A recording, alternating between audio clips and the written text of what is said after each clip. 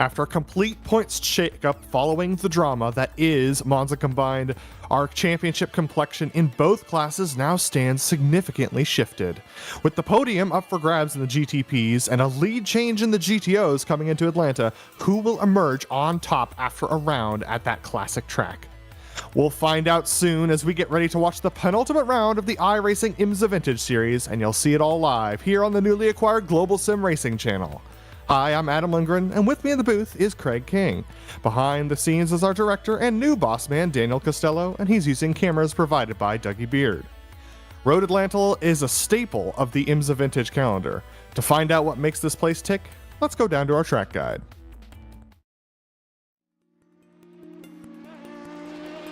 Welcome to Road Atlanta, the scene of incredible sports car racing for decades and the home to the Petit Le Mans.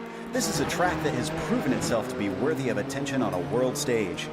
With it being situated only an hour northeast of Atlanta, Georgia, the circuit is in a prime location. But despite its flagship race, in contrast to the real Le Mans, the full course is a measly 2.5 miles long. The club layouts also clock in at just under 2 miles. Packed within this small lap length is a series of technical and challenging corners, some of which can be race-ending even when small mistakes are made. Turn 1 is a fast sweeper which compresses the car into the track, but the high speeds mean that when you go off, you typically go off in a big way. Turn 3 is notorious for its curved entry into a blind apex. Too far inside and you face a cut course penalty. Too far outside and you're likely to spin out. Then there's the unassuming Turn 5. The wide curbing lures you into getting greedy, but the close walls on either side gobble up cars and spit them out as a crumpled heap. With all the tricky fast turns, that's not to say that there aren't passing opportunities. The main one comes at the chicane at the bottom of the backstretch. The huge downhill drop into the turn makes outbraking yourself quite easy though, so be careful. The whole thing wraps up with the frightening final corner. With nothing but a giant wall right to the outside as cars fly through at high speed, it's not often that wrecks are small. Boasting a wide swath of series over its history, everything from NASCAR to Indy Lights and of course IMSA, the main use of the track is SCCA events and driving schools. No wonder this place is popular both in real life and here on the iRacing service. Fans will no doubt get to enjoy many more years of action at this incredible track.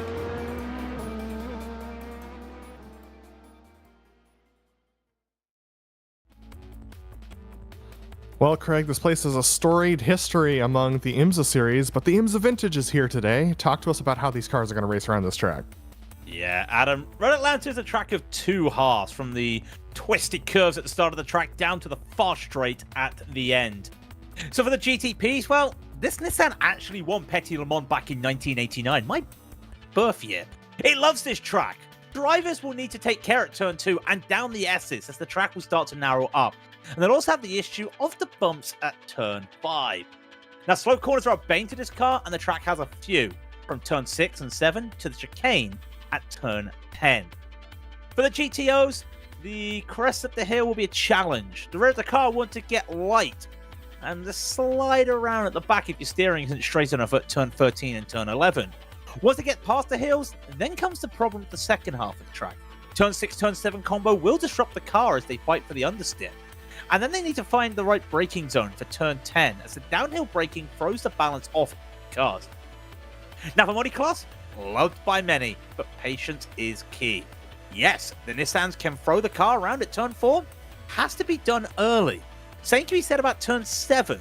So watch out for overtakes at the exit of turn 11, and of course turn 10, going into turn 10, and around the inside at turn 11. Now Adam, drivers love this track. Why? The slipstream. So expect battles, or maybe a little bit of fuel saving. In that case, it's all aboard the train. Absolutely, Craig, and it's such an epic track. I love racing this place, even in the understeery Audi, but we're not going to talk about the Audis first in the championship. We're talking about the GTPs, and things are dramatic here. We had a huge change for second, third, and fourth, with all of our top 3 last week wrecking out in that early wreck that happened on lap 2. But Dustin Herroder still leads, but only by 2 points over Alexander Vandersen. Aitor Sentes Galindo, 21 points back, and Fabian Jungbluth, 22 points back. Very tight standings for these drivers. Andres Valenteus down there in the 5th position with Brendan Linneman in 6th, Javier Delomo in 7th, and Seamus Power in 8th. Martin Kraytrick battling with Seamus for that 8th position, and then Raul Roches Guardia not too far off the back in 10th. Well, we talk about the big crash in the GTPs. The GTOs had an even bigger crash last week, and the championship standings shows it. As Mickey Friesen is currently leading, and that is going to be a very close battle. Look how close it is with Van Hixie. Solumba as well. Lundberg is there. To give a context as well, last week, only 3 cars were on the lead lap left in the GTOs. About 10 in the GTPs, but so many victims last week. It's no surprise that a handful of the drivers in both classes, Adam, are actually having to take that as their drop week. And with just 2 races left in the season, that's going to be a little bit nip and tuck if anyone's going for the championship. Absolutely, a very tight championship up there at the front of the field, but let's take you down to the race details. It's a classic round for the IMSA Vintage Series, 40 minutes for these drivers, the penultimate round, round 11 of 12. They have open setups, so they can set up the car however they like or dislike today. They have no spare vehicles, so if you hit the wall with this car, that's it for you. You have a drive-through penalty at 17 incidents and a disqualification at 25 incidents, and Craig, we have seen drivers fall afoul of that even during these 40-minute races. But now we're headed over to qualifying, and to be honest, qualifying's pretty much over, even with 2.5 minutes left, because the laps around here are so quick. Fabian Jungbluth leads in the GTPs at a 106.6, and Joram Van Hixie currently has provisional pole in the GTOs with a 119.4. That is a 13-second delta between the classes, Craig. 13 seconds, it's going to be quite a difference there, because you may see a lot of overtaking, as you normally see in modern day here. Valentine just coming round to finish his 2nd lap. Very uncharacteristic 4th so far, and he'll come across the line. That's the Valentejas we know very well. Look at that. That's a Charles Leclerc-esque qualifying, just 2 attempts forward, or Max Verstappen even, not Charles Leclerc. Max Verstappen, how dominant he's been this season, just gives you a show of how good he is. AJ Roper now going to come across the line as well. That delta, though, Adam, look at the difference, though. Look at that difference. I wanted to talk about that delta, but I'm looking at one thing. 0.001 in the GTPs? Absolutely. Very tight stuff between Jungbluth and Raul Roches Guardia. That is such a tight success for Jungbluth up there to take the pole position. All of the GTPs who have set a time are going to set a time. We're taking a look at Roy Pruitt, who's finishing his 2nd lap, but unfortunately he went off getting onto the back straightaway. But my goodness, what a close battle it is up there for the GTPs. Doesn't look like anyone else is going to finish a lap here, so we might as well take the grid a little bit early so we have some time to talk about the uniquenesses of this track. But it's going to be some interesting races for sure out here, Craig, as Roy Pruitt continues getting some practice laps in here. There is that exit of 5, such a challenging exit going over those rumble strips. And it's the rumble strips that upset any car here. And of course, we always talk about this Nissan GTP because of the fact it's got its own version of ground effect. If it hits the bumps, it really upsets that car. And we talk about how every time I come into a broadcast, I talk about watch out for the bumps, watch out for the bumps. That's why you get something like that. You try to get on the throttle, you're spinning the wheels, the rear is not down on the floor. And you know the old saying, you know, hitting the floor running? Well, you can hit the floor running, but you've got 4 feet, and 2 of them want to do one thing, the other 2 want to do another thing. That's going to be the spin. It is such a tough corner. Don't be surprised if we see a couple wrecks there, because one thing we have to point out, it's a full 52 car field today, which is a very big field for Road Atlanta. Absolutely, yeah. Road Atlanta not super great at managing this many cars. We usually see this at the endurance standings, but we're going to take a look at the grid now. And we've got Fabian Jungbluth with that 0.001 seconds over Raul Roches Guardia for the pole position. Farron Grab going to line up behind Jungbluth, Sentes Galindo behind Guardia. Then we got Brendan Lim lined up on row 5 with Victor Rodriguez, or rather row 3 next to Victor Rodriguez. Matt Malone joins us and lines up in 7th position. The entire top 7 underneath 0.5 of a second in their qualifying times with each other. Javier Del Olmo starts off in 8th next to Malone, with David French and Martin Krajcik rounding out your top 10. Then we've got AJ Roper in 11th position. Jesus Sanchez Morales going to line up next to him on row 6. Row 7 goes to Antonio Alvarez, with Kevin Parrish alongside him in row 7. Oscar Prado in 15th position with James Nunn 16th. Malte Schneider in 17th spot with Sam Dillingham in the 8th position. And then we have in 19th Richard Dempsey and Oscar Swanton lining up in 20th spot. Then it's going to be Martin Jallis and Enol Alonso in 22nd position. Then it's Simon Rousseau in 23rd with Elijah Kloft in 24th. Row 13, it goes to Roy Pruitt, the last of our drivers to set a qualifying time. Then it is Carlos Fonseca, Byron Long, Diego Barrero Hevia, Tim Phillips, and Miguel Perez Edessa joining us on row 15th, the last of our 30 GTPs. So we get to the GTOs. It's Andreas Valenteus once again taking pole position, and Joran van Hixie will be beside him. Then Andreas Salumba will be third with Noel Lundberg in fourth. Mickey Friesen will be fifth, and Arturas Candelas will take sixth. And then Jack David Spickett will be seventh, where Andreas Schuster eighth. Josh Brain will be ninth, and Bjorn Ackerman will be 10th to round out the first page. And as we head on down, Fabio Dam will be 11th with Sam Skogard in 12th. Doug Cloud will be 13th with Roman Bello in 14th. And then it's Andreas Hewick in 15th with Max Karpachin in 16th. Marcos Bayon will be 17th with Bradley Graham in 18th. And then it's Peter Brand, the last of the time qualifiers, in 19th. Felipe Savoy in 20th. And then two more will be Mika Tupola and Fulton Pollock in that order on the final row. 22 GTOs, 30 GTPs, and a quick shout out to Cam Porter, who is on his rides this week and is not here. Enjoy the safe driving there, Cam. Absolutely. Now, as you can see, it's very early days in the morning right now. It's 6:57 a.m. virtual standard time for these drivers. 73 degrees Fahrenheit in the air, 74 on the track, and it's 23 Celsius in both places. That's going to increase drastically as these drivers start putting heat down into that track. Winds fairly calm at 2 miles per hour out of the south, and a 60% humidity, so I don't expect wind to be playing much of a factor here, Craig. No, we can factor out the wind. The partially cloudy could be interesting. Don't think that's going to clear up. It's going to stay partially cloudy most of the day. Could be interesting. Could they catch a lap where the sun is in? Maybe just cool that track down just a little bit more. But 23C is his track temps don't usually see when you do a race around Road Atlanta here on the sim. So it's a little bit of the unknown, because they used to cold temps in the nighttime, just not this cold. You know what's interesting? I really love Raul Roches Guardia's paint right now. It's got a metallic side with the Tissot logo on it, the Swiss watch company.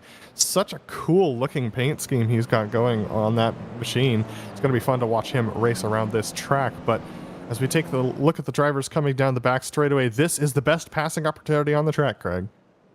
Best passing opportunity, but also remember, 40 minutes, you don't need to make the overtakes right away. If you've seen the professionals in the Pro Mazda races around here, you'll see they're trying to make the move, but if you make the move, you lose a little bit of positions, so you've got to be careful around here.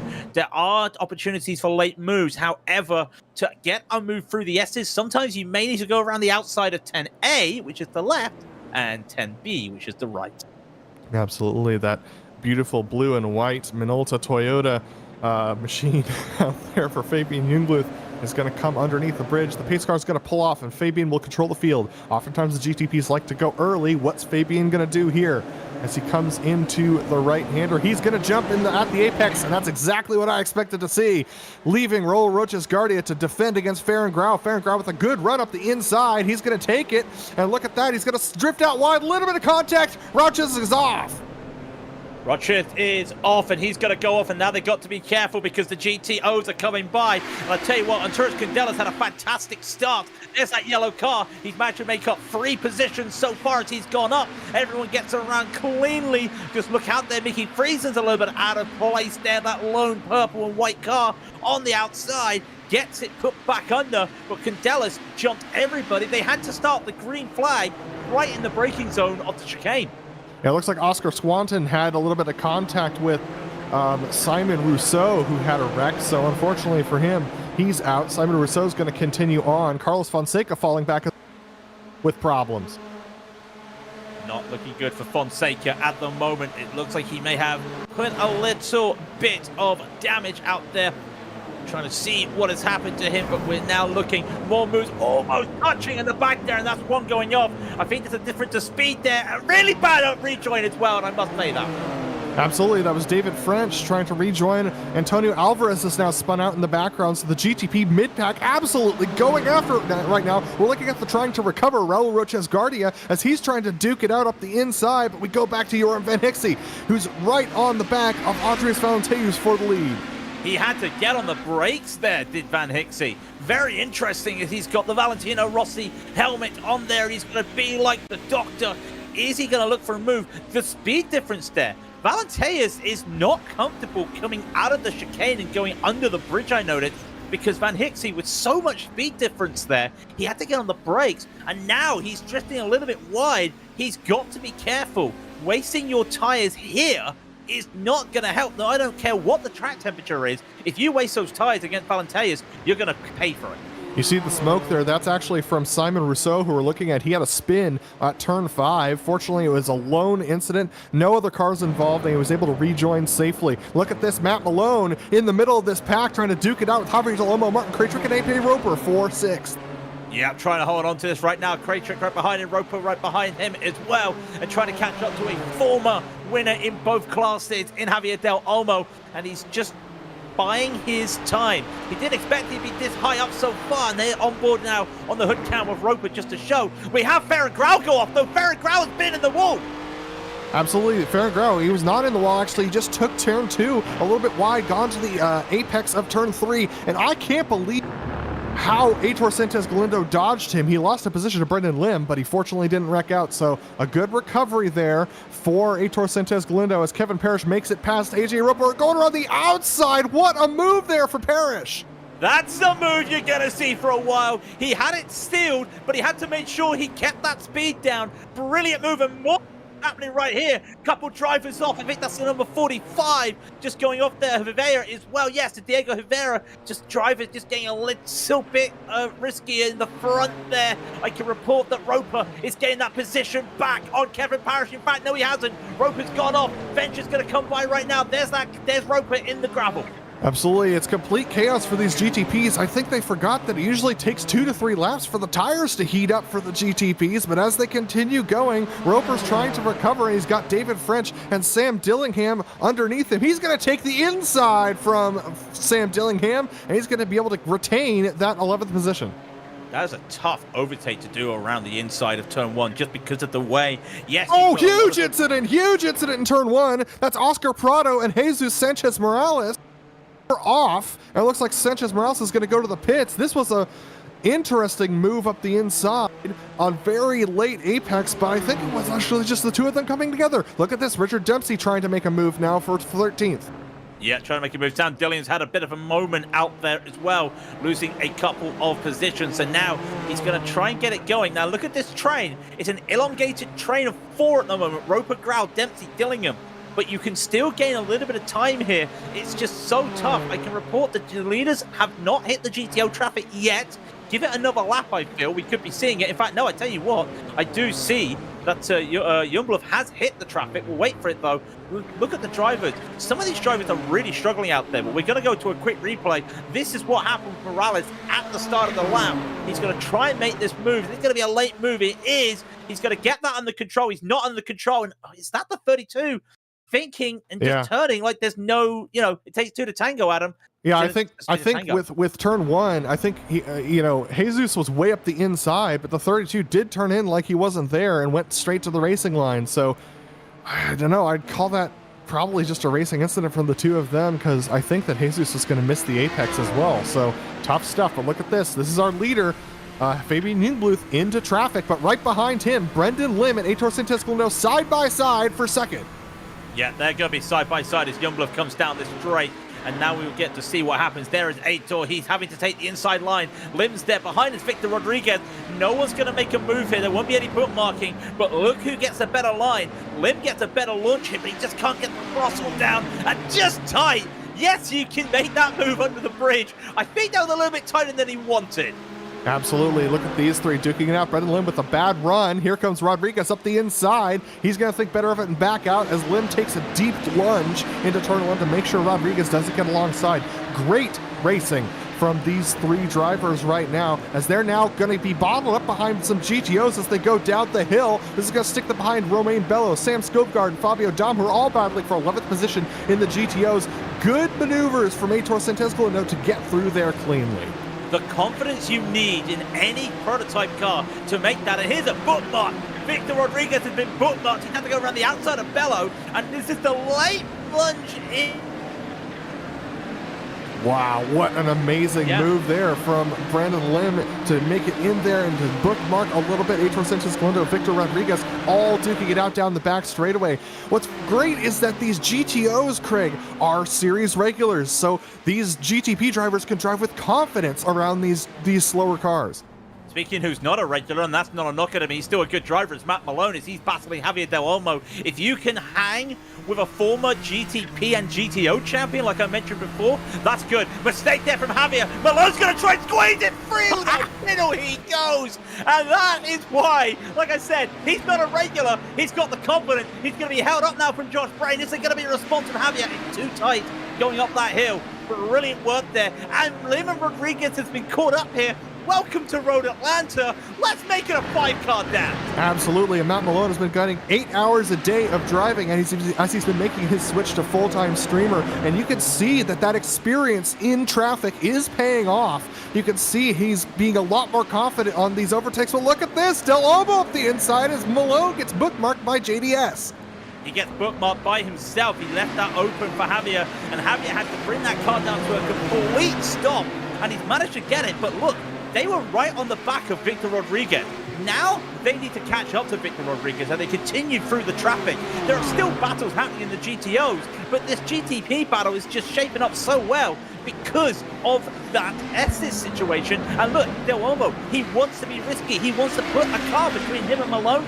Not going to happen. We got to get back to the lead of the GTOs, though, as Candelas is still harassing Van Hixie. Absolutely, Valteus is 1.3 seconds ahead. Look at this, as Victor Rodriguez making a move on Brendan Lim up the inside of the GTOs. Battle for second. That's going to push Joram Van Hixie out wide. Kundelis trying to get to a good line, but here comes Malone, and here comes Del Olmo, as they're all going to push through. This is what's going to break up these battles of the GTOs, but no one should be passing down this hill, as we have Sliumba right up the back of Kundelis. Remember, the battle for the GTO Championship lead is Joram Van Hixie and Andreas Sliumba. They're only separated by Arturas Kundelis right now, and they're battling for second, third, and fourth. Yeah, and I think also that Peter Brown with a mistake. They're coming by a slow GTO, and that's Peter Brown. No issues there. Candelas is trying to fight through, and they can't. And every time they try to make a move here, they can't do it because now it's Guardia, Craytrick having a battle as well through the way. Van Hixie, Kundelis, Salumba, all trying to have their own little battles here. And I tell you what, I don't think Artura's got a good run here, but he can't make a move. Here comes some GTP traffic coming by. The inside is going to be Salumba if he wants to. He backs out of it.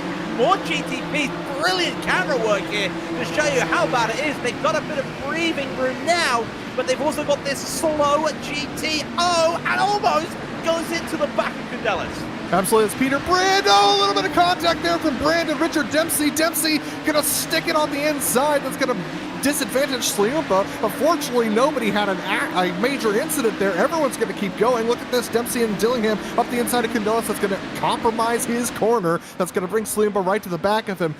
Craig, I've been really impressed with the utter chaos, but also the controlled chaos we're seeing around here. It is controlled chaos, and that's not controlled chaos. Carlos Fonseca in the wall, that is not what we want to see. He had a mistake there. It almost looked like he's just caught too much of the grass. Looking at the grass there, very interesting. I wanted to bring up something. We go back to Sam Dillingham's battle here with Richard Dempsey. Every time I say this, Adam, and I keep refreshing it, when we look at multi-class traffic first time by, we talk about the winners and losers in GTP, the fastest class. We never talk about the winners and losers in the slower class. Valenteus, he's got nobody around him now. Absolutely, but Valenteus is still only 1 second ahead of Jorn Van Hixie. As we see Richard Dempsey losing a position to Sam Dillingham. I think Dempsey's got a little bit of damage because he's very slow on the straightaway. But that battle for the lead, actually, with all that traffic having happened, Jorn Van Hixie's still within a second of Valenteus for the lead of the GTOs. As long as he gets stayed there, he'll still get the draft down the back straightaway, so expect him to be battling up there. Here is Dempsey, still right up the back of Dillingham, but up ahead of them, fair and ground, AJ Roper still duking it out, and even further forward, Brendan Lim and Javier Del Olmo. Here is Grau trying to battle with Roper, but he screws up turn 5 a little bit. Yeah, I think Roper just had a mistake there entering 5, and that may have just held up Ferran there, and now he's having to play catch-up once again. Going to be very interesting. It's weird, because I always think about another mistake from Roper. Hang on a second. We always talk about how, you know, if you do IMSA around here, you get an idea of how to take this track. But for IMSA Vintage, it's different. Remember, Matt Malone doesn't drive a prototype, just an example, but he's got so much track sense of how to do this track because of how that works. And since Galindo, he's going to look to make a move here. He does not. Again, that is track know-how. You could make the send if you want, but you're going to end up washing up so hard and overshooting, you're going to make the wreck there. Galindo is really playing it patient right now. Absolutely, and this is for the lead of the GTPs between Jungbluth and Galindo. Galindo's been gaining over the last couple laps because of the traffic. Fabian Jungbluth looks like he's been burning up a little bit of his stuff, getting a little bit of the rear loose, but Sintez Galindo tucked in behind Jungbluth as they go past Bradley Graham and coming up to Max Karpechin.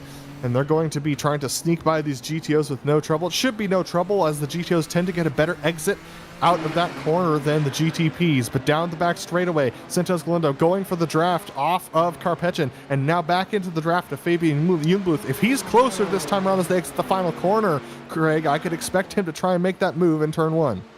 Yeah, and Jungbluth, he went defensive there for no reason. That's a place that Aitor's not going to make the send. We know what Aitor can do.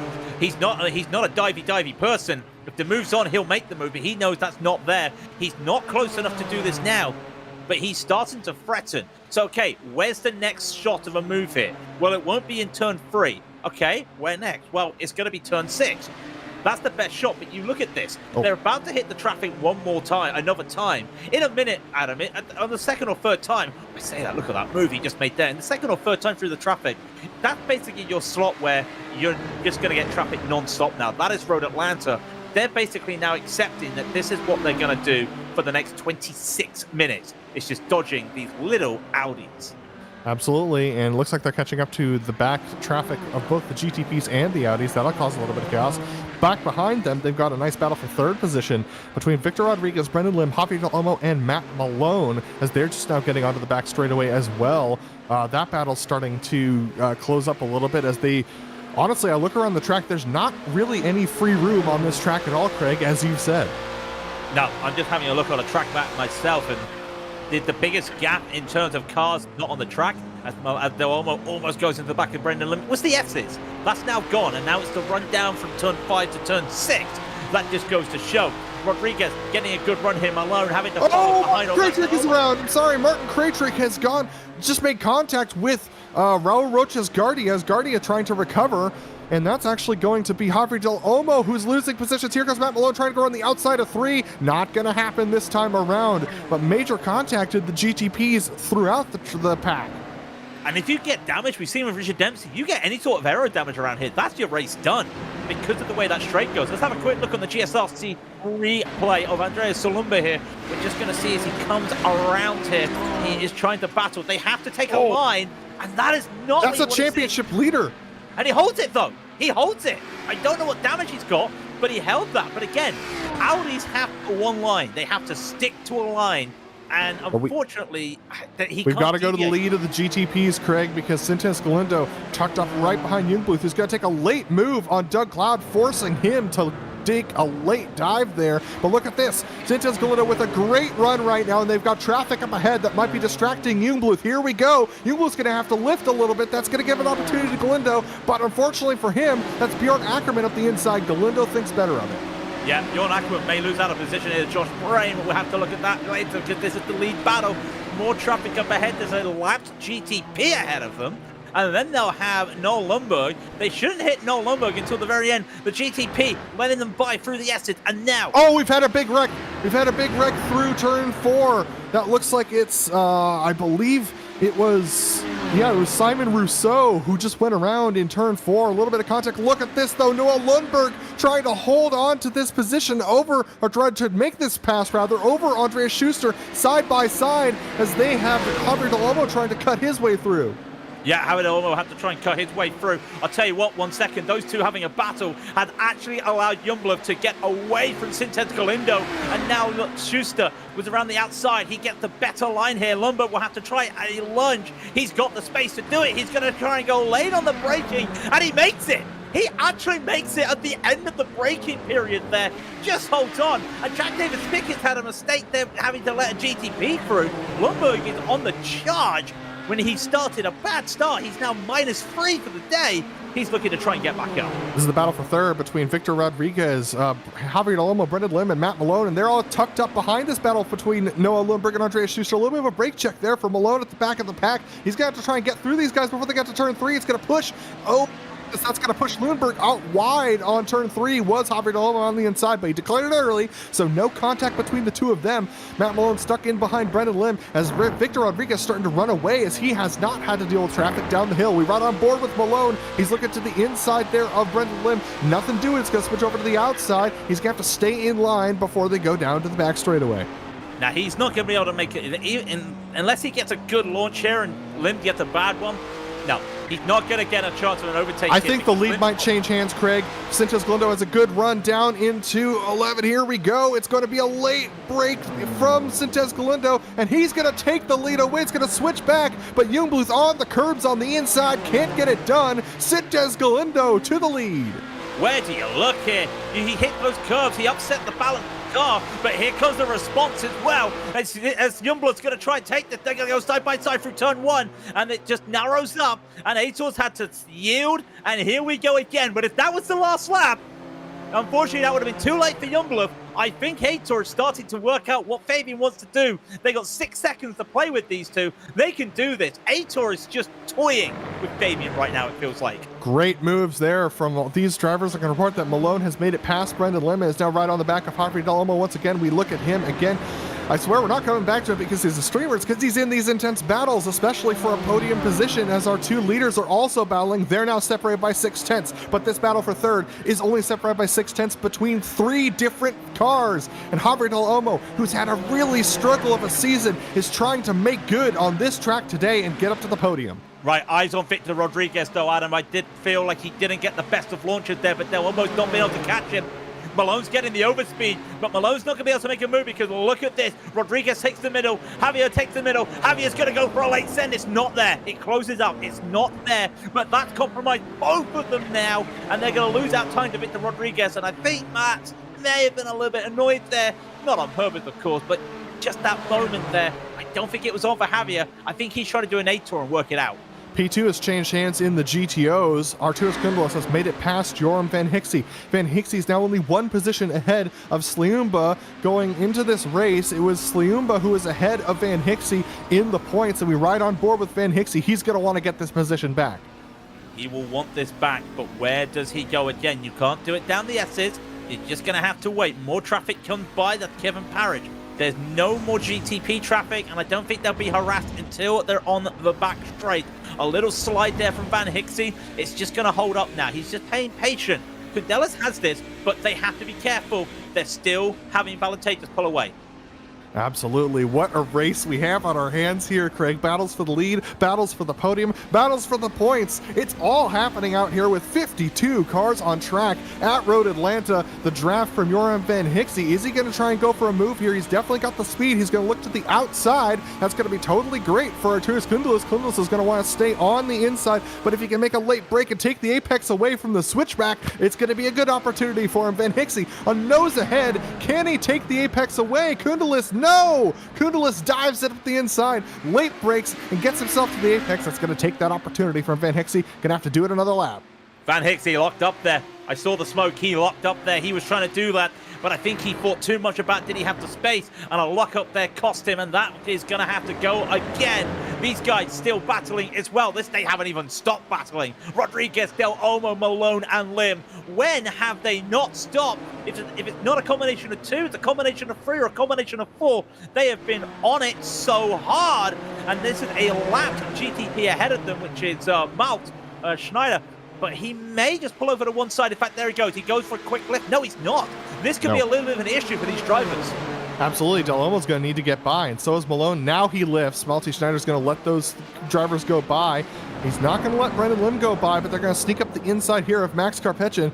And here we go down into the final corners here. And, a little bit of a late commit there. Oh, Del Olmo! He braked too hard coming down the hill and hits the inside wall, catches out Brendan Lim as well. Here comes Farron Grau, who's going to sneak by. What an unfortunate moment for Del Olmo. His bad luck of a season continues, and that's so unlucky for Javier. It was such a great he caught battle. the grass, Craig. Yeah, he caught the grass. He just took a little bit too much there. I think he was thinking about opening the corner. Van Hixie's around. Sorry, Jorn Van Hixie, our championship leader coming into this round, has gone around. He's now back down to 7th position. I'm trying to see what happened here. This was side by side with Kundelis. He locked up. He tried to take that too hard. He took too much speed into the corner, trying to fight that with Kundelis. We're going to get it on the GSRC replay just here. You're going to see this. He has this inside, but he realizes that Kundelis is going to brake a little bit later. He's trying to take the speed in.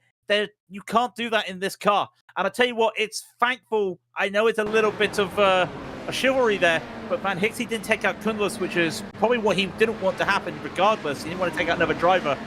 He can't help that, but yeah, that's got to be so frustrating for him after everything that happened. Absolutely. So Sliumba, they're battling for the championship. Van Hixie took it over after Sliumba wrecked out last week, and Sliumba is going to go back to the championship lead if they finish as they were right now. Del Olmo's into the pits with his damage, unfortunately, as he hopped back to the battle between Noah Lundberg and Jack David Spickett for 5th. Yeah, we haven't looked at this battle yet because it's been very entertaining. That's Nunn and Fench having a battle themselves. We have to look at Nunn and Fench ahead of them, go for a battle because Fench is going to make that move. They're up ahead. There is Fench, the one on the right. He's going to get that done as Jack David Spickett just waiting. You can see as they have these little battles. This is so tough for these GTOs right now. They want to make these overtakes, Adam, on the straight. But when you've got GTPs constantly going by, they can't do anything. Van Hixie now. He's trying to just make a redemption now, and he gets past Schuster with a lovely little move there just to hold off Schuster. 2 seconds behind Lundberg and Spickett. That's going to be tough to get with 16 minutes to go around this track. Yeah, he's 10 seconds behind the lead. He needs to get back past Sliumba, so he's going to be hard-pressed to do so. Our lead in the GTPs, though, has come back together. Galindo and Jungbluth. Jungbluth late through 3 is going to have a little bit of a problem. As we take a look at our leader, Andres Valenteus. He's been fairly unfazed this race. He's had a couple of times where the drivers have come up close behind him, but really has not had any challenges for the lead of this race over the course of it. We go back to the lead of the GTPs, though, it's a completely different story. Jungbluth has been under pressure from Sintes Galindo, with Sintes Galindo actually leading a lap. Leading across the line, I should say, a couple of laps ago. But ever since then, Jungbluth has been able to hold off Sintes Galindo. But this is the first gap of free air they've had in a while. They're only going to have it for a couple of corners, Craig. Yep. Blink and you miss it as Aitor now just waits to see if he can make a move. He may just put his car there to spook, decide against it. We go look behind, though, in P3, P4, because Malone and Rodriguez are side by side, and they're coming down to the chicane as well, and they're just going to have a little battle there, and it's Rodriguez who holds on that one. Everything is happening at the moment. We've got the battle for all top four positions in the GTPs. Other battles going down as well in that class, as well as battles elsewhere in the GTOs. Malone tries to go for the double move, though, and he can't make it because he sees the traffic. Josh Brain up ahead. Behind us, Javier Del Olmo, and it's a bit weird because Javier's not racing them anymore. He's a lap down. Absolutely. Javier Del Olmo with that spin ends up being a lap down. Here they come up to Oscar Prado, who's very damaged in the GTP. This is going to hold up Victor Rodriguez. You can see Victor actually backing off a little bit down the hill. Really smart move, because then he can get a good run off of 5 and make sure not to get held up by the slow Oscar Prado. So that was a good move. We got Farron Grau, who's joining the battle now as well, as he cuts through the field behind them. He's in that classically painted Nissan livery behind them, and he's now in this battle. So it's a 3-car fight for third once again. but they've got Martin Yalis and Richard Dempsey, who are both lapped GTPs, to try and get by as well. This is going to get everything bottled up, but look at this. Malone up the inside once again. The inside will swap to the outside for the chicanes, but Malone has a full car length ahead. Is Rodriguez going to try and outbreak him? No, move Malone into the podium positions. Malone gets to the podium. I thought Rodriguez may have fought that, but he could not have it. He did not have the overspeed. Might be another chance, but Dempsey goes around, and those two are having a hard battle there as well. And those two just get caught. I believe that was Dempsey having that battle with, I've lost the name, but he was in a battle there. And unfortunately, that is all she wrote. Malone, yes, you just saw that. He went around the outside of a GTO at turn 1. Yeah, I mean, it's possible, but he almost paid the price. That was about as close as you want to get. But look at this. Rodriguez getting bottled up. There's the cork in the bottle with Noah Lundberg in 5th place in the GTOs. And that's going to release Malone out to 1.8 seconds. Oh, my goodness. Now it's Lundberg trying to get back onto the track, but realizing that it was side by side between Grau and Rodriguez. Grau makes the pass. Woo, that's some close stuff down into 6. I think you took the words out of my mouth there when you said, woo, because that was a little bit of a moment. I thought Lundberg got loose there for a moment. He did not. Grau makes the move going into 6. Now he's going to defend onto the 007 cam. And the name is Grau, Baron Grau. And he's going to defend Victor Rodriguez, and he'll take to the inside. And he will allow it. They're trying to catch up to Matt Malone. Malone held up from Salumba. Don't blink. This is Road Atlanta, ladies and gentlemen. This is classic IMSA Vintage racing right now. Malone needs that break. He's not getting it. He needs a breather. No one's getting a breather for the last 13 minutes. Absolutely. We're well past halfway at this point. This race has flown by for us in the commentary booth. I'm sure it feels like it's lasting forever for these drivers in battles. Look at this. Malone getting held up now behind Elijah Croft on lap GTP. And he's about to catch up to our second place driver in the GTOs. That's Arturas Kundalis. They're going to get bottled up here out of 5, and this is going to be a good opportunity. Who's going to make the move? Malone's going to get bottled up again. This gives an opportunity to grab, but he's stuck too. 3 wide as they straddle the traffic. 3 wide, they travel the traffic. Everyone's going to get through. Let me tell you, if you're a car, it doesn't matter what position you're in. If you're a car trying to fight somebody and you get a little bit of an advantage because of traffic, and you get to the exit, you get held up, oh, it just makes you so frustrated, and you've got to forget it. You've got to breathe and let it go. And now you're on the straight, and you know that this is the problem, because there is Balateas. Malone's going to have to make the block here. It's going to be a late block. Grau should have realized it. He tried to pinch. It was too late to make the pinch, and Malone holds on. That could have been a little bit dicey there for Malone if he didn't catch that early. Up front, though, that is Sintos Galindo in P2, taking the fastest lap. He's still hunting down Youngblood. Absolutely, but Youngbluth's now getting held up by Tim Phillips as they go into turn 5. So Youngbluth having to really make good use of this traffic, but looks like Galindo, having followed in the tracks of Youngbluth for a while, his front tires seem to be going out, Craig. He seems to be sliding around the track a lot more than he has been, and that's going to affect his speed off of the corners. But look at this, Diego Hevia going off track. That's going to hold up both of them. But look at that, Youngbluth puts the power down and commits, even though Hevia was rejoining, and stretches that gap once again. And then they're going to have one GTO and Felipe Savoy. They should be able to both get by, no problem. We get back to other battles in the GTOs. Jack David Spickett is fighting Noel Lumber. Johan Van Hixie is only a second behind. I'll tell you what, he's done a really good job at trying to catch up to somebody in this race to try and do a bit of redemption. He might get into this battle late with 11 minutes to go. But Lumber just minding his own business. He's -1. Jack David Spickett is +1 for the day. And it just goes to show the battles are still there. This is the closest battle in the GTOs. But that straight line speed, Lumber gets a pull. It's so tough in these blocks of cheese to make anything with the aero. And Brendan Lim is around. Brendan Lim has a self-spin going into 9 and 10. He just spun himself around. Here we are with Jack David Spickett going past the scene of the crime. Brendan Lim's long gone at this point, though. Yeah, so, scene of the crime, but yeah, he almost rejoined as well. Brendan Lim just being a little bit hesitant making that rejoin. I mean, there's somebody else off, but it's a lower car, so we don't need to get to that. Dempsey's still in the pits taking repairs after that crash as we go past for another lap. These drivers, the GTOs, by the way, Adam, they are now 3 laps down. They've been lapped 3 times. You don't usually see 3 laps down. in an IMSA Vintage race with 40 minutes. Sorry, So- side by side between Malone and Grau once again. Grau with a great run. I think he's going to get this done well before the braking zone, and Malone knows it. He backs into the slot behind Grau. It's just a bad exit off of 7 for Matt Malone. So it's going to bring Victor Rodriguez back into this battle. These are very evenly matched drivers for this third position and evenly matched for the lead of the GTPs, but the lead of the GTPs very close as well, as Fabian Newbluth gets held up by Doug Cloud. So it's really hard to know where to look. Where do you look? Exactly. Where do you look here? You almost got all the drivers in one thing there. Can you believe these two, while still battling, have pulled out an almost 11-second lead to the 3-4 cars that have been battling for third place for most of this race? It is absolutely balmy. And that's not just because they've been fighting.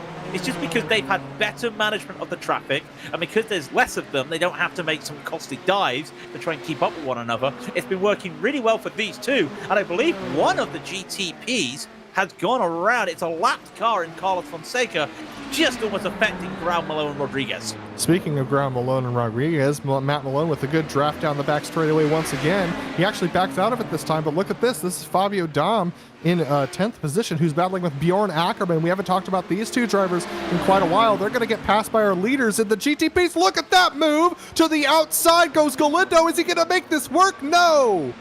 Rear went on him. Rear went on him. He had to back that out. The rear went. He had to hold on, and he's very lucky there just to do what he could. Since Galindo is going to have to try and find another way. And this is a very interesting move to overtake a GTO at the bottom of the S's. That is desperation. This isn't, though. Malone is trying to make the move. He's going to squeeze it through at the very last moment. That's about the 5th time he's done it. And now these drivers are going to try and do it. Absolutely, they're going to sneak past Doug Cloud. Doug Cloud's just going to get absolutely swamped there, but that was fair and Grau trying to escape from Malone. It worked out up to 0.4 of a second. That's the biggest gap he's had over Malone for quite a few laps. We go back to that battle for 5th position. Lundberg, Spickett, and Van Hixie. Van Hixie now on the back of these guys. We know how quick he's been, but can he get the passes done? I don't know. It's gonna be tough. There'll be a double toe for him as well, which is not gonna help matters. Van Hixie is just gonna have a quick peek. Anything to go? No, not going to be able to send it here, but he is so much better on the braking there. Look how close he managed to close that gap just on the braking for that fast turn 1. It just goes to show that he's maybe got a little bit more control. Look at that slide there for Jack David Spickett. You could just see that rear go, especially going over that crest. More GTPs come by, and that's just going to punch everybody up once again. Van Hixie is trying. He is trying so hard, Good exit. but there's not a lot of places to go. Good exit there from 5. Is he going to try it up the inside of 6? He's going to take a look. Here comes, no, he thinks better of it. But speaking of here comes our leaders in the GTPs. They're going to catch up to the 3-part battle at the best possible spot. A lock up there from Jack David Spickett as he goes through 7. So good moves there. There are our leaders in the GTPs as they streak by. No battle, no opportunity for Sintes Galindo this time, but I think we got an opportunity for Joran Van Hixie as he takes to the inside, which is going to swip to the outside here under braking, and he's going to get it done easily. He's going to get it done, and I'll tell you what, I'm looking at another battle. Matt Malone made a mistake on the exit of turn 7, and he's side by side now with Victor Rodriguez. And Rodriguez is going to get ahead, but there's so much overlap here. Can Malone hold this side by side to go into braking? And Malone we got to go the lead. We got to go lead. I'm sorry. It's side by side between Sintes Galindo and Fabian Newbluth, and they've got the bottle. Andres Sleo, but they're going to split him as they go up the hill into turn 2. What a challenge that was for both of them. Fabian Newbluth hung on to it, but at what cost? He really used a lot of his tires and heated them up there. Is that going to open a door for Sintes Galindo? Galindo's stuff has been wearing out. He's been struggling with corner exit with the rear traction a lot over the recent couple of laps. They've got Oscar Prados tucked up the inside there. They go past him. Sintes Galindo smells blood in the water. He smells blood in the water. I'll tell you what happened there as well. Gumbluff, he hit the curb so much on turn 3 there after making that a move on the inside. It just cost him a little bit, and that's why Aitor managed to catch up there. But since it's Galindo now, he is still not close enough. When is enough enough? He just cannot get the opportunity. Kundelis is going to be ahead of them shortly, and he's going to have to be careful making this move. Valenteus is then 3 seconds up the road, not far ahead. But this is so close. Another lapped GTO comes by, and Aitor has to take a little lift there because of where they are. Every time he gets the opportunity, multiclass giveth, multiclass taketh away, he just can't get it. Absolutely. So Unfortunately for Jungbluth, he's going to get stuck up behind David French on lap GTP. Matt Malone's just made a 3-wide pass on the front straightaway on Farron Grau. What an opportunistic move. Matt Malone up to third position again. Can he hold on to it this time? You're going to be seeing that one on the socials for quite a while. Take a quick breather as Friesen comes by. Malone has been diving this corner so much. Grau follows him. Clean air now up into turn 5. As Salumba's right there. And Grau is pushing. And maybe he's getting a bit too hard on the brakes because look how close he got there. Van Hixie now. Going to get to the battle here with Van Hixie. Going on with Lundberg. And there is the rear. More GTPs coming by. 4 minutes to go. Where do you look, Adam? Where do you look? I don't know. I've got my eyes on P1 in the GTPs, P3 in the GT. And then this battle going on between Van Hixie and Lundberg. But I think P3 in the GTPs is where we need to look right now. Farron Grau with a good run out of turn 7 is going to get a good run on Matt Malone. I think Matt's just got a little bit too much downforce in that thing compared to Grau, and that's making him very vulnerable on the straights when they draw traffic. But the lead is swapped. Sintes Galindo makes it by in turn 1, a late move that I never thought would happen, and he just takes Jungbluth by surprise, but gets hauled up by Felipe Savoy. Oh my goodness, what a pass. Just when you least expect it, Aitor strikes from anywhere, and that's a move we didn't expect to see coming. But again, we talked about it earlier, Adam. He has been toying with Fabian as he tries to work out the thing. Fabian has been a jigsaw puzzle for Aitor today, and he is finally finding those final pieces that he needs to complete that masterpiece, and that might have been the masterpiece with 3 minutes to go. What a move. Fabian Jungbluth with the draft now, and a pretty good draft on Sintes Galindo. In fact, he might even get it done here. Look at the overspeed, 10 miles an hour plus. He's going to streak down to the inside. Late braking for both of them. 3 minutes to go as they go into this turn. Look at that. Jungbluth with the pass done on Sintes Galindo. What is Sintes Galindo got to do to keep this lead, Craig? They're going to cross the line, 2:50 to go. That's about 3 laps. It's going to be 3 laps, and I'm looking at the map. They're going to hit traffic this lap. It's going to be 2, maybe 3 GTOs.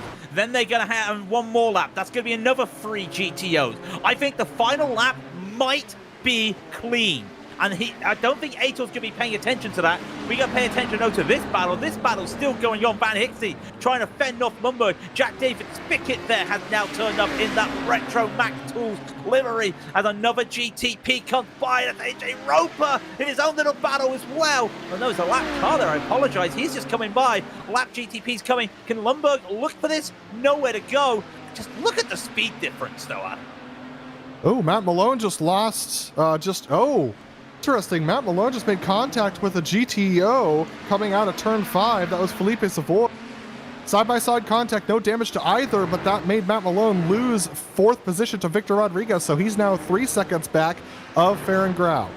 Yeah, and he's had another moment on the exit of turn 7. I think that's where he's losing the time more than anything. Look at the back to the GTP! leaders. Very wide they go, and Aitor holds on to it. And that was almost a hit into Fulman Pollock.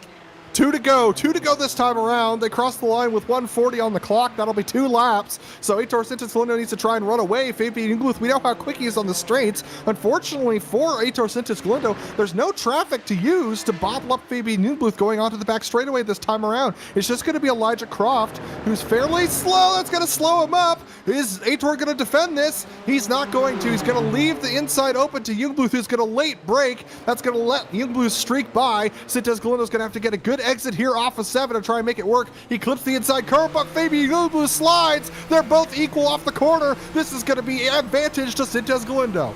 If Fabian didn't have that slide, Aitor had the launch of champions there, and he still got it. There's 1 GTO. Has Aitor got a bit too early? He sees the GTO. He's not going to be able to make this. He's going to be pick moved if they do it. Brilliant there from Fabian, and a mistake from Aitor, and that allows Fabian, as they're about to hit the white flag, to hold on to this lead one more time. Absolutely will stay here unless something happens elsewhere. Look at this, Fabian Jungbluth crossing the line, white flag. He's got the biggest gap he's had in a while, 4.4 seconds. That's going to be a slow Fabio Dom that lets them go by. Sintes Galindo a late dive into the corner to streak by, but now they've got Josh Brain at the worst possible point. There's no way they can make a pass past Josh as they go down the hill. Fabian's actually backing up into Sintes Galindo, trying to get a good run off of 5. Sintes Galindo looking for every opportunity. Here they come out of 5. A good traction for both of them. It's equal as they run into 6.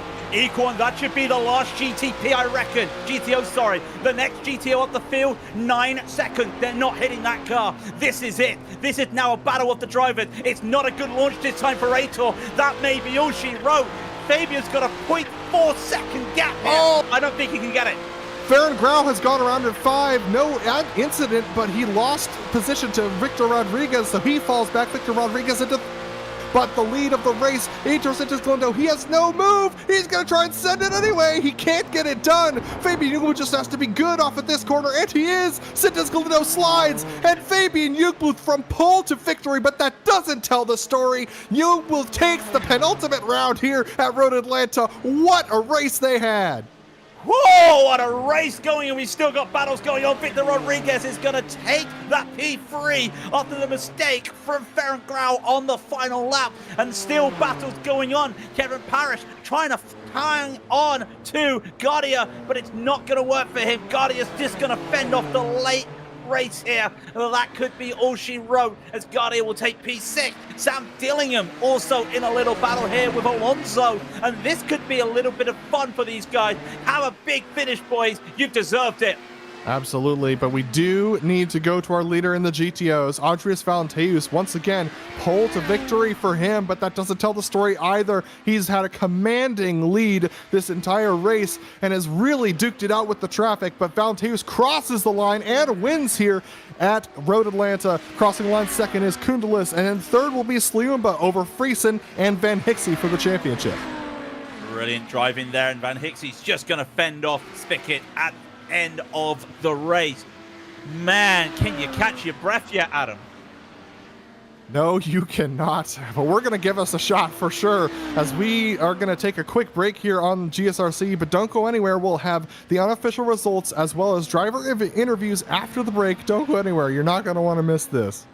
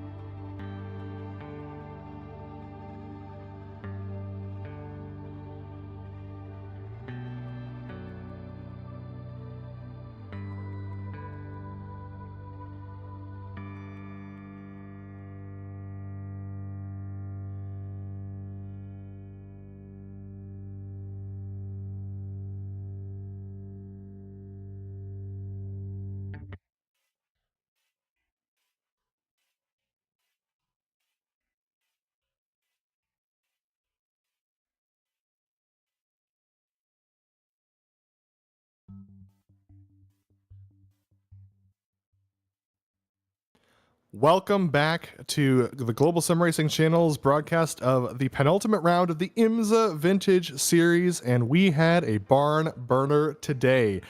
In the GTPs, Fabian Jungbluth takes the victory over Aitor Sintes Galindo by what looks like 1.7 seconds, but that doesn't tell the tale of the tape at all. They were side by side, battling it out within half a second of each other the entire race. Sintes Galindo just coming up short. Victor Rodriguez takes third position after close battling with Farron Grau and Matt Malone for a good 3/4 of that race. Matt Malone coming home with a top 5 today. Raul Roches Guardia, unfortunately, after an incident in the first lap, is able to recover up to 6th position, even with damage, holding off Kevin Parrish right at the line. And then we got Martin Krajcik finishing in 8th position after having some contact. He had a good battle with AJ Roper and Brendan Lim, who also had contact early on in the race. That rounds out your top 10. Eno Alonso in 11th position, one of our high climbers today, with Sam Dillingham battling him, and David Finch for 12th and 13th positions. Javier Del Olmo unfortunately had some contact midway through the race, falling back to 14th position after taking a pit stop. James Nunn, Martin Giles in 15th and 16th, with Jesus Sanchez Morales, another driver who took a pit stop, in 17th. Malte Schneider, Tim Phillips, Elijah Kaloft, Oscar Prado, Roy Pruitt, and then our drivers who had DNFs today, Diego Barrero Hevia, Richard Dempsey, Antonio Alvarez, Carlos Fonseca, Simon Rousseau, Miguel Perez Edessa, Oscar Swanton, and finally Byron Lung, who finished far back in the field, Craig. Well, I think I've got my breath back. I'll do the GTOs. Valenteus went from lights to flag, but it was a close battle at the start there, but he managed to fend off everybody. Kundelis will be +4 on the day with a great launch at the start to finish 2nd, and then Tulumba will be 3rd, with Mickey Friesen 4th. The championship implications here: Van Hixie 5th and Jack David Spickett in 6th. And then Noel Lundberg will be 7th. Andreas Schuster will be 8th. Josh Brain will be 9th, and Fabio Dahn will be 10th as they start to be a lap down on pace. And being lapped, Bjorn Ackerman, he'll be 11th. Fulton Pollock will be 12th. Sam Skogard 13th.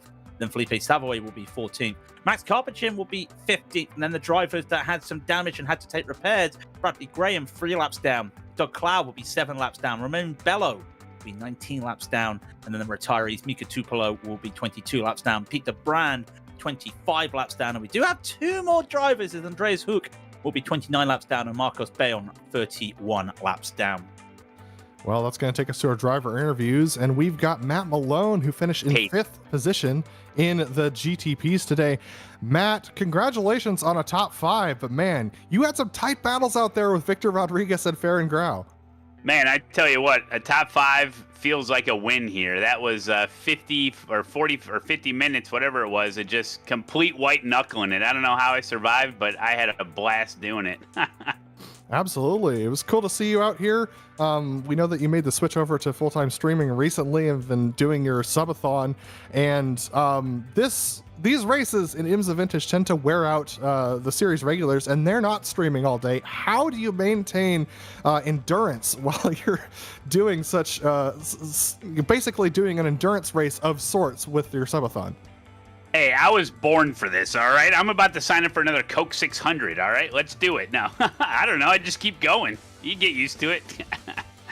Absolutely. I'm having a blast. When you're having this much fun, you can just keep doing it, so.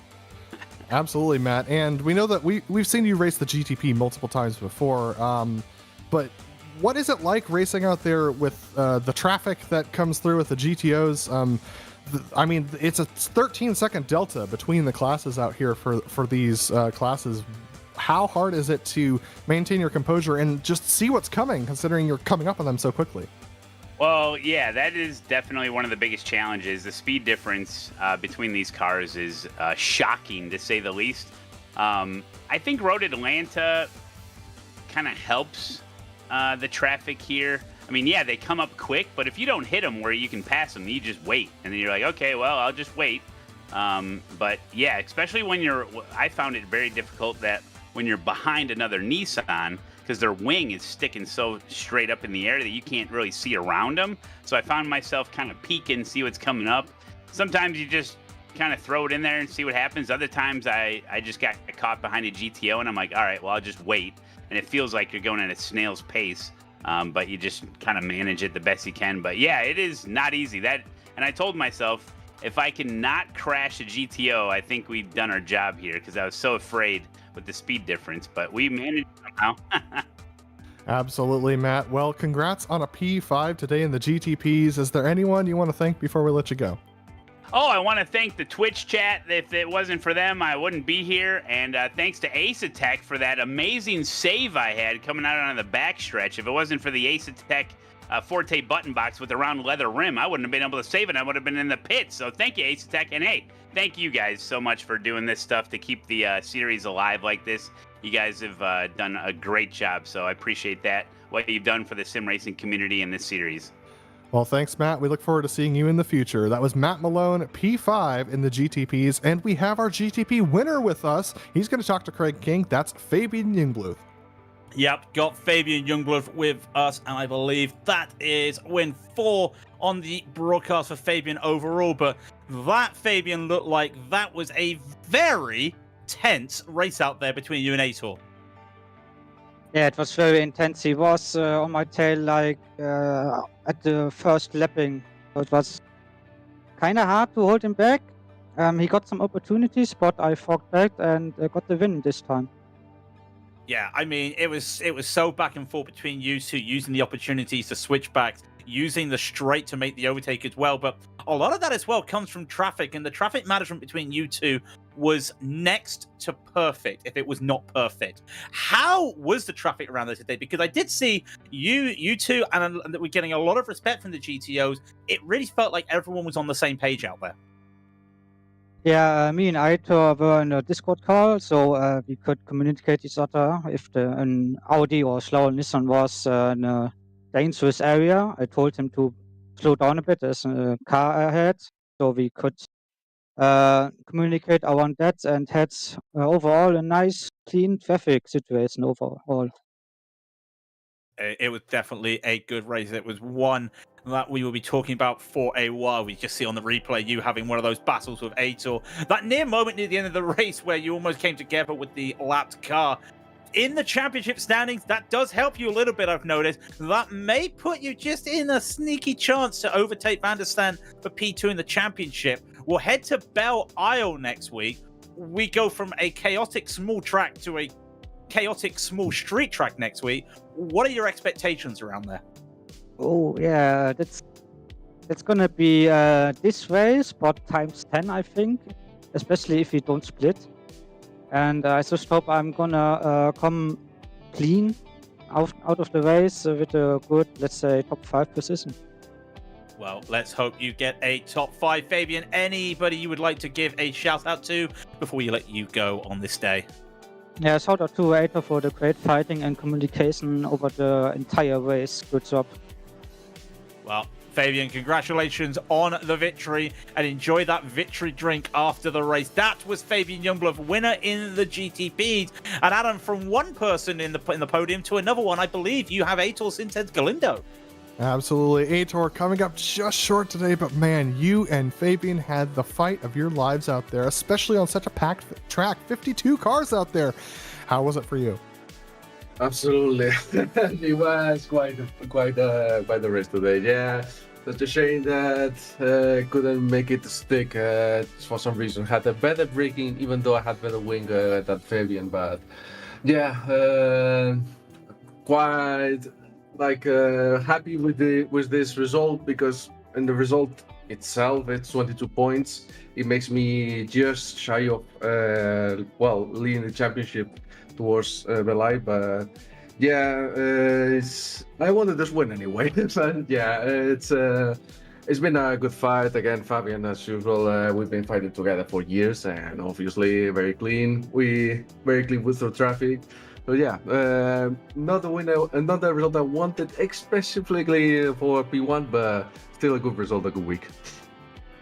Yeah, and we'll see the drop weeks come into play before the final round next week. But next week we do head off to Belle Isle for the final round. What a chaotic choice for a final round of the championship. What are your thoughts heading into Detroit? Par for the course for IMSA Vintage, basically.